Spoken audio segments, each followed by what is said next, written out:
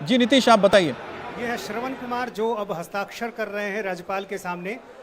श्रवण कुमार नीतीश कुमार के बेहद करीबी नेताओं में से रहे हैं। गृह जिला जो नीतीश कुमार का नालंदा है, वहीं से वो आते हैं। संसदीय कार्य मंत्री, ग्रामीण कार्य मंत्री, कई इन्होंने बड़े बड़े मंत्रालय संभाले हैं और नीतीश कुमार के सबसे करीबी नेताओं में उनका नाम गिना जाता है।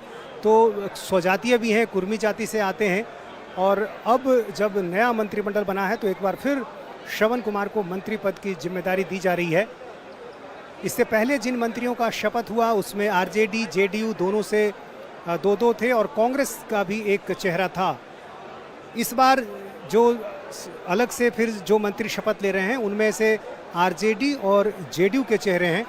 तो अभी आप जिनको देख रहे हैं वो श्रवण कुमार हैं, नीतीश कुमार के बेहद करीबी, जो राज्यपाल के सामने हस्ताक्षर कर रहे हैं। और इनके अलावा कई और नाम हैं जो उन्होंने अभी शपथ ली है। उसमें आरजेडी के चेहरे भी हैं और आरजेडी से सुरेंद्र यादव जो एक बाहुबली नेता माने जाते हैं, गया के बेलागंज से आते हैं। लगातार उन्होंने चुनाव जीता है और कई बार वो चर्चाओं में भी रहे हैं, सुर्खियों में रहे हैं। और एक बार फिर उनको ये जिम्मेदारी दी गई है। गया का जो इलाका है मगध का, वहाँ इनकी अच्छी खासी पकड़ मानी जाती है। यादव समाज के बड़े नेता हैं। सुरेंद्र यादव अब हस्ताक्षर कर रहे हैं राज्यपाल फागू चौहान के सामने। पहले एक बार शपथ ग्रहण और उसके बाद एक एक करके शपथ ग्रहण के बाद हस्ताक्षर की प्रक्रिया चल रही है। सुरेंद्र यादव का कद आरजेडी में काफ़ी बड़ा रहा है और लालू परिवार से काफ़ी घनिष्ठता रही है। हालांकि लालू यादव के जो सबसे बड़े बेटे हैं तेज प्रताप यादव से उनके रिश्ते कई बार समय समय पर खराब दिखे हैं, कई बार बयानबाजी भी की है एक दूसरे के खिलाफ। लेकिन इस बार फिर जब मंत्रिमंडल का गठन हो रहा है तो लालू यादव, तेजस्वी यादव ने उनको मौका दिया है। सुरेंद्र यादव मगध के इलाके के एक बड़े चेहरे हैं और ये माना जा रहा था, उम्मीद भी पहले से की जा रही थी कि सुरेंद्र यादव को जगह मिल सकती है, क्योंकि लगातार पिछले 5-6 बार से वो लगातार जीतते आए हैं। तो एक लंबा अनुभव है और जो मगध का इलाका है वहाँ उनकी अच्छी खासी पकड़ रही है।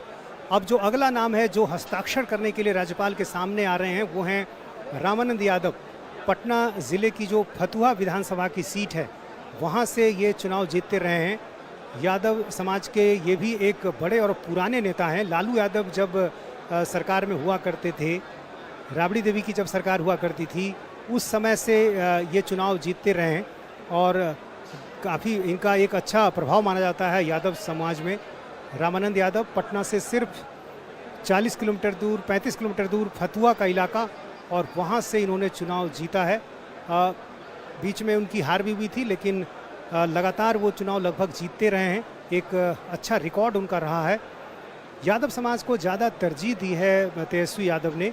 जो मंत्रिमंडल का जो स्वरूप है उसमें 16 सीटें मिली हैं और 6 सीटें यादव को, 3 मुसलमान को, तो यानी 50% से जो अधिक सीटें हैं आप कह सकते हैं कि एमओआई समीकरण को दी गई हैं। तो जो एक बेस वोट है आरजेडी का, उसका पूरा ध्यान रखा गया। हालांकि तेजस्वी यादव ने कई बार ये कहा है कि एमओआई नहीं A to Z है और इसलिए कई जो बाई इलेक्शन हुए उसमें उन्होंने अति पिछड़ों को जगह दी थी। और चूंकि अति पिछड़ा वोट बिहार में काफ़ी मायने रखता है और अब जो अगला चुनाव होगा उसमें असली परीक्षा इसी बात की होगी कि ये अति पिछड़ा वोटर किधर जाता है। क्योंकि 2014 में जब से नरेंद्र मोदी प्रधानमंत्री बने, अति पिछड़ा वोटर जो है वो नरेंद्र मोदी के साथ जुड़ा। नीतीश कुमार ने लालू यादव से उसे तोड़ा था, नीतीश कुमार के साथ भी ये वोटर रहा है। अब देखना ये है कि आखिर अति पिछड़ा वोटर किधर जाता है और इसी की लड़ाई अब होगी। क्योंकि जो आप बाकी जातियों को देखें तो वो साफ तौर पर दिखाई देता है कि यादव किधर रहेंगे, मुसलमान किधर रहेंगे, सवर्ण किधर रहेंगे। लेकिन अति पिछड़ा वोटर, चूंकि आप कह सकते हैं कि नीतीश कुमार और नरेंद्र मोदी का एक कॉमन फ्रेंड है, तो अब जबकि नीतीश अलग हो गए हैं बीजेपी से, तो ऐसे में अति पिछड़ा वोटर किधर जाता है और यही सबसे बड़ा सवाल होगा। और इसलिए आप देखेंगे लगातार तेजस्वी यादव ने ये कहा कि हम A to Z की पार्टी बनाना चाहते हैं, MY हमें ना कहें। और ये दिखा भी जब बाई इलेक्शन में उन्होंने वैश्य जाति के लोगों को टिकट दिया।